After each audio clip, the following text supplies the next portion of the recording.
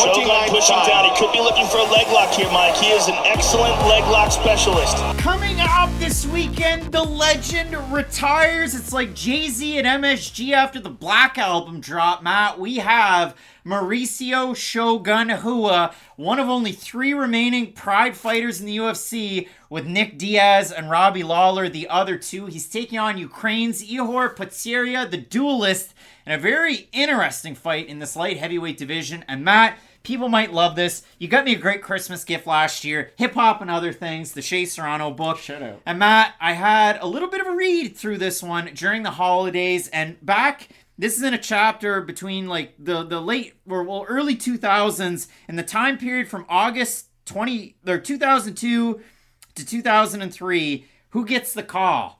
Jay-Z. And Matt, Jay-Z was on top of the world, but what did he like to do? Announce retirement and then come back and then announce retirement. Shogun's been in that position for a bit. Yeah. His second to last fight, he said he had 2 fights left. He took on Vince St. Preux. He lost a split decision. He did still have some of those blitzes, but he got countered on a lot of them. The judges' scorecards are kind of all over the place. But my point is, Matt, Shogun Rua is one of our favorite fighters, like you and I. We get into MMA in 2008, 2009, and he was the guy. He was champ in 2010.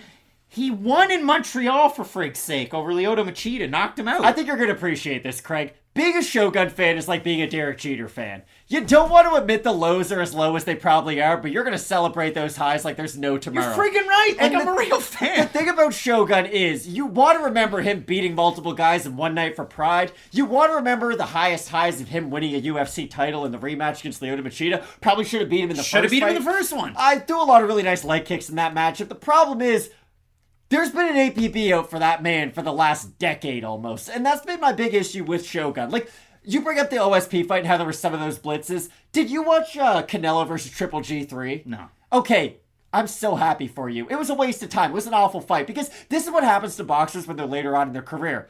You have a lot of money, I have a lot of money, our legacies are secured. Why fight like crazy and risk getting knocked out? That's what OSP versus Shogun was to me. Neither one of them...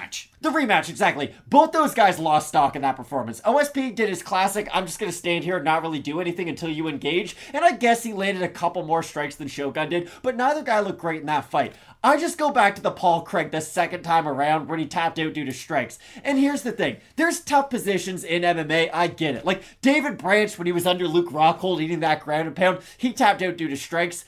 GSP tapped the strikes to Matt Hughes. The Shogun that was on your shirt, though, the Shogun who went 12-1 in Pride would have never done that. Like, Shogun is 41 years old. He's just not the same guy anymore. His only loss in Pride was to Mark Coleman when he got caught in an arm bar and his arm broke. Well, no, he just fell. He wasn't even in the arm bar. He broke his arm, and then there was the Vanderlei Silva after, and there was an arm bar in that. But regardless, go ahead. It's just with Shogun, it's like, I love Derek Jeter. The last 3 years of his career were terrible. I love Miguel Cabrera. This year wasn't very good for him. It's just, you can be great, and we should celebrate people for their primes. I'm a big believer in this. I think you should give people their flowers while they're still around, because it's unfortunate when you don't when they're not. And I think you should celebrate people for where they were at the peak of their career. It's no shame saying that a 41-year-old Shogun Rua isn't in his prime anymore, because at one point, he was arguably the best pound-for-pound mixed martial artist on planet Earth, regardless of organization. Do you think in Shogun Rua's retirement, they're going to give him like a tour like they did with Mariano Rivera with the gifts, like the Padres that gave him a bicycle? And that's the thing, too. Like, you bring up Rivera. Rivera had a great retirement tour. Him and David Ortiz were sick in their last seasons. Like, they were both really good.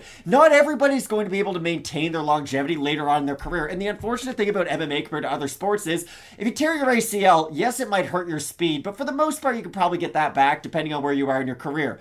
When you get hit in the head, it takes something from you that you can't get back. And I just don't think Shogun has the level of durability that he once had in his career. And he doesn't have the level of want that he did when he was in Pride. Like, this is a guy who has accomplished so much in the sport that I just don't think there's a lot more left to do. 2005, he was the Pride Middleweight Grand Prix champ. He beat Rampage with the soccer kicks. He beat Little Nog for the first time in 3 meetings. He beat him all 3 times. He beat Ricardo Arona and Alistair Overeem, and that wasn't his first Overeem win. He would go on to beat him again.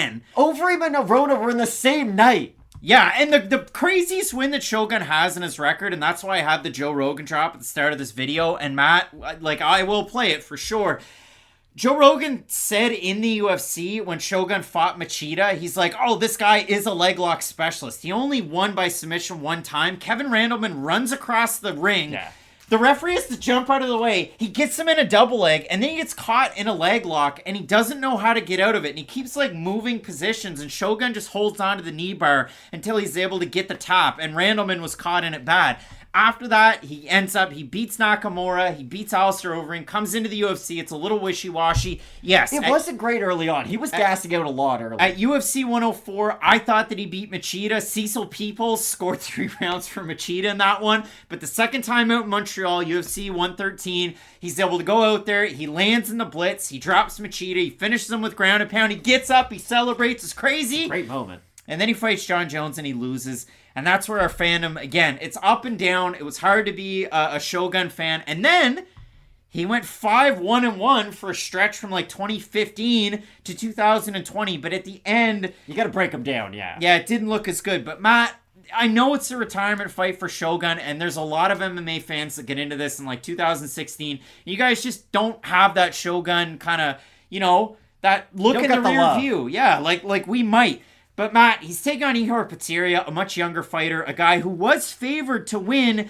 He was a -200 open against Nicolas, the Romanian fighter, his last time out. And by the night of the fight, he was a +120. We're going to throw it back to a little bit of a look and a preview of what we thought of Ihor Potieria coming into the UFC. People are going to be excited about Ukraine's Potieria, and I think he does have an interesting potential in the UFC. He reminds me a bit of like a Jordan Clarkson character, to where if you just watch his highlights, you're like, wow, this guy's one of the best in the league. But then you watch him in a game, and you're like, ugh.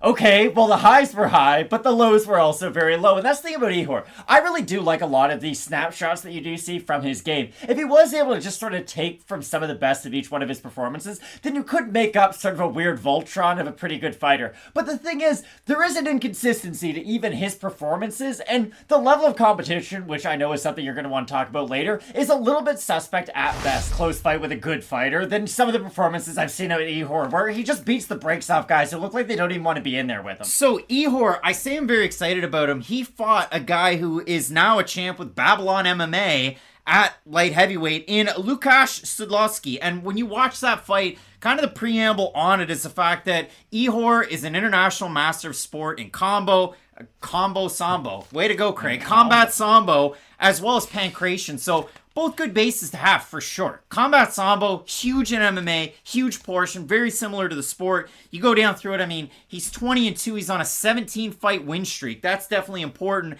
And then I started to watch some of these fights. I mean, Ihor has a very sideways type of striking. He is a southpaw. He leaves his lead leg way out there, leans back quite a bit, and then he just throws hooks to close the distance and really get busy. And that's what I don't like about him. When you look at him from a long distance, he does seem to have decent movement. But then the second he decides to do anything offensively, he squares himself back up and kind of eliminates all the positives that he has set up for himself. That's the problem I do have with Ihor Potieria in this matchup. I just have no idea what we're going to get in the UFC. Like, there's a fighter there who could win this by first round knockout, and we could have like an Uros Medic on our hands, where it's like, hey, the record looks good, look how good the debut was. Like, maybe this is an entertaining fighter. There's another world, though, where he gets dropped by Negumereanu by the first overhand he throws, and then just gets convincingly out-wrestled for the next 14 minutes. Well, if you look at it for the Duelist, he used to fight a lot and he hasn't fought as much. And obviously, that's kind of a tale of the pandemic as well. But if you look at his overall record... A lot about living and a little bit of love. 20-2, 14 first-round finishes from 2017 to 2021. If you look at it, he fought 5 times in 2017, 8 times in 2018, twice in 2019, twice in 2020, 3 times in 2021. And Dana White's big takeaway after he'd beaten Szydlowski over on Contender Series was, well, Ihor was a 3-1 underdog. Okay, Dana, again, that's not how odds work. If one guy's -300 and you're +175, you're not a 3-1 underdog. You're a +175 underdog. The other guy was a 3-1 favorite. But I went through and I looked at it. The last 3 opponents that Potieria had, their combined records was 24-7. That's very respectable. Szydlowski, over on Contender Series, very good fighter. The other 17 wins, 53-76. And again, the finishes... Majority of Potieria's fights were with WWFC, and you recognize that organization. I mean, Roman Dolidze's coming through there, Denis Bondar, who unfortunately lost due to his arm breaking against Malcolm Gordon. Those are some of the names that I came up with. Also, Sergey Spivak. If you go and watch Potieria's fight coming into Dana White's Contender Series, The strangest dancing I've ever seen in my life. It looked like Mickey Rourke from Iron Man 2. I don't know what those women were swinging. It was like she had an octopus attached to her head. It was very weird. It was gross. And straight up, I go back through and I watch some of these fights. I'll give you an example. So WWFC 19, the last two opponents he fought were both from Georgia and both named Georgie. So again, take that one to the bank. Is that like being named Matt in Canada? Like, I meet 10 Matts every group I ever enter. But the last guy that he fought, Georgie Kubijashvili, was 5-2 at the time that Ihor fought him. He's now 5-8, so he's lost 6 straight fights. He was billed as being 29 years old. He looked like Blagoy Ivanov's older brother. He was the oldest looking 29-year-old I've ever seen. And in that fight, he drops/slips Potieria with a right cross, so Potieria looks completely caught off guard that he's off on his back. And then from there, he ends up syncing up a wicked triangle choke off his back, but I didn't really like that. I know I sound like I'm ragging on the guy. Okay, great finish. WWFC 18, the other Georgie, where the dancing happened. In that one, good double underhooks, and you can see that in a lot of these clinch situations, whether it's gone for by his opponent or he goes for it. Great double underhooks. Doesn't do anything with it. Just waits. He keeps his back to the cage. He has double underhooks. He can't buck them off. It's just a bit of a stalemate. And a lot of positions I've seen Ihor in, once he gets up into top control, are we going for ground and pound? Are we going for the submission? It's just, I love his striking because it's wild. It's unorthodox. It's full of power. All right, so not all that positive about Ihor Potieria. No. Didn't fight a good level of competition. Billed as a combat sambo guy who struggles at takedowns. We saw that in his last fight. Struggled against the striking of Nikolai. And in this matchup, it's similar to Shogun versus OSP, 1 and 2, whichever one you want to look at, because Potieria is that long-rangey southpaw that will throw kicks and he'll throw his left hand out there. And Shogun, like Nikolai, will walk you down squared up and throws in blitzes with his right hand out. So a lot of similarities in a lot of those respects, but I struggle in this fight because my brain says pick the younger fighter that has a nice sexy record that didn't look good in his UFC debut. He should beat a 41-year-old Shogun Rua. But at the same time, Ihor Potieria is not like the fighter that I thought he was going to be. That's fine. But I didn't even think he was going to be a great fighter. That's fine. Just with Shogun. Remember when Evander Holyfield fought Vitor Belfort? Yeah, that was I barely even knew. I thought I had a weird fever dream when I Googled the event to make sure that it happened. And yes, Vitor was past his prime too, but when guys can't take a shot anymore, you see what the end result is. Evander Holyfield got hit by a grazing shot on the side of the head and immediately went down. I know he's 55 at this point, but for Shogun, I just think he's at the stage of his career to where if he gets wobbled, the recovery just isn't there. I don't think he can get hurt, recover, and then have success after that. I know we saw that in the Tyson Pedro fight. Tyson Pedro also tore his ACL on that and was having a lot of troubles with the stability of his knee. The other thing that I struggle with in this one, for Potieria to be this young of a guy, to be this untested, if you go back and watch his fight against Nikolai where he gets taken down and up and down in the striking, he's completely gassed at the end of the first round, and in the second round, his hands are completely low. He's got nothing left in the tank. He ends up going out there and getting finished. And for Shogun, I know his last loss is a split decision loss against OSP. Judge Rick Winter scored at 30-27 OSP, 14-2 on MMA decision, scored at 29-28 for OSP. So for Shogun, he can get out to a really good first round like he did against OSP, but then he started to chase as that fight went on. He's always been a guy who's had poor cardio, but the damage he was able to inflict on his opponents would kind of even the playing field in that aspect. It was a conversation, even when he fought Forrest Griffin way back in the day. I remember that fight vividly. Shogun's looking good. He's hurting Griffin on the outside. He slows down even a second, and Forrest Griffin doesn't outskill him. He outpaces him. He kind of outworks him. And that's always been a thing with Shogun. At this stage of his career, it's kind of hard for him to put that damage on guys in those earlier rounds to then put that money in the bank so it saves him later on. Nothing would make me happier to see Mauricio Shogun Rua win in front of a Brazilian crowd by stoppage even and go out like the hero he is. But in MMA, in most sports, no one has a happy ending, and especially in combat sports, nobody does. I agree with you. I'm not sold on Potieria whatsoever. But at this stage of Shogun's career, I don't know how many fighters in the division I would favor him over. No, it really is a tough one. It does come down to it. So we have a look at the Tapology votes, Matt. Surprise to us, they are to you. And I'm going to say over under, it's going to be weird. I'm going to say over under 70% Potieria. I think it'll be in the 90s for him, to be honest. 83% out of 965 total votes. 84% by knockout. For the 17% that have Shogun, 52% by decision. 36% by knockout. I'm not sold on Potieria at all. I wasn't sure what to make of him coming into the UFC. Nikolai's kind of wishy-washy. I think he's a good fighter, but regardless, I'm not sold on Potieria. I know he's been training out of Lumpini Muay Thai, so that is really cool. He did that prior to his fight against Nicolas. He's done that after as well. He's kind of bounced around, but not really, so it seems from his Instagram, to be training out of ATT, which he was before the Nicolas fight.